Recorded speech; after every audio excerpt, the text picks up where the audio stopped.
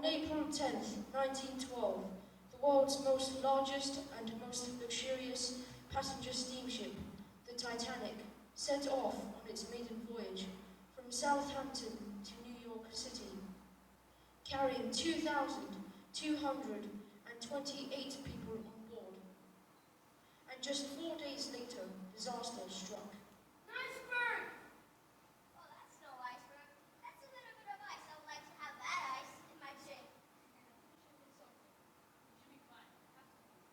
Look, there's water coming in. 24 minutes to midnight, April 14th, the Titanic struck an iceberg, and just 4 hours and 20 minutes, the Titanic sank. There were just 705 survivors, less than a third of those who started the journey. Only 306 bodies were recovered. News of the tragedy sent shockwaves around the world. Questions were asked. Why were there not enough lifeboats to rescue everybody? Why were the numbers of survivors so much higher for the first and second class passengers than for the third class passengers?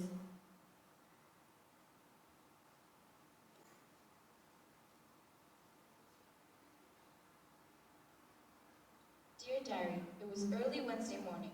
My boss walked over to me, a small, wide man he is, with a bit of beard.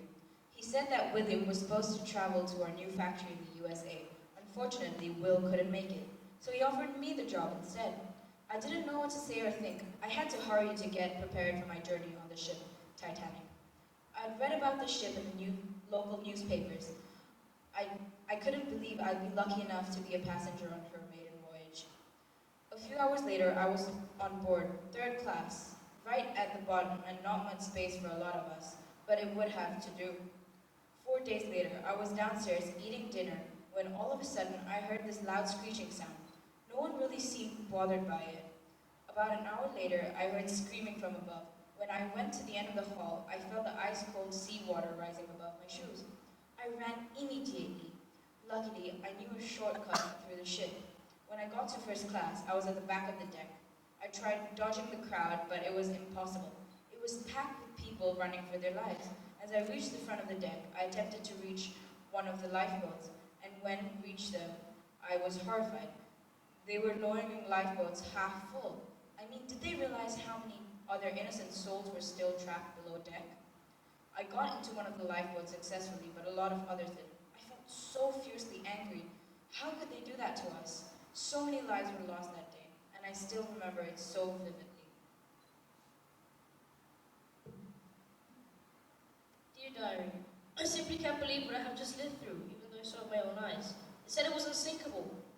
When I left Southampton, I had high hopes, because I just quit my awful job, and when I realized I could get a better job in the US, I decided to start my new life with a luxurious trip on the Titanic. It turned out to be the worst mistake of my life. I was actually enjoying second class. The unlimited food, the rooms were spacious, and the entertainment was thrilling. When the captain of the ship announced that we ended in an iceberg, everyone looked shocked and confused. All of a sudden, it struck me.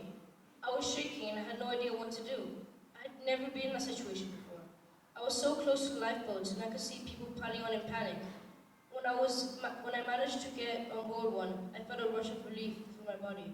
It was so cold that I thought the freezing temperatures themselves would be enough to finish me off. I can remember seeing bodies everywhere. Although I am happy now in my new job, there isn't a day that goes without me thinking about those poor souls that didn't survive the disaster. Dear Diary, I was on the most terrifying luxurious ship that was ever made by man, going to America to establish a new branch for our company. On the fourth night at 11:40 p.m., the ship hit an iceberg. When we got the warning that the ship had a crack in it, people created a horrific commotion. The collapsing pieces of the iceberg were falling on the ship, so they gave the first class the first priority to go on and put on the life vests and save themselves.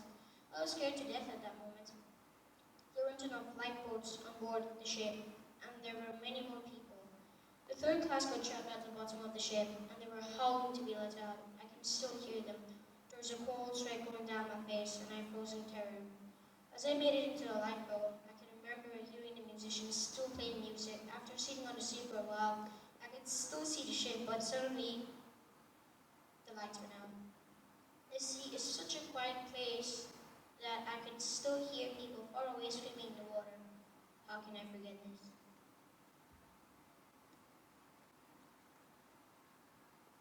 Unfortunately, a false belief in the safety of the ship made many people reluctant to leave in the lifeboats. Those in first class and second class left fared a lot better than those in the third class. As captain, I will go down with this ship. We'd like to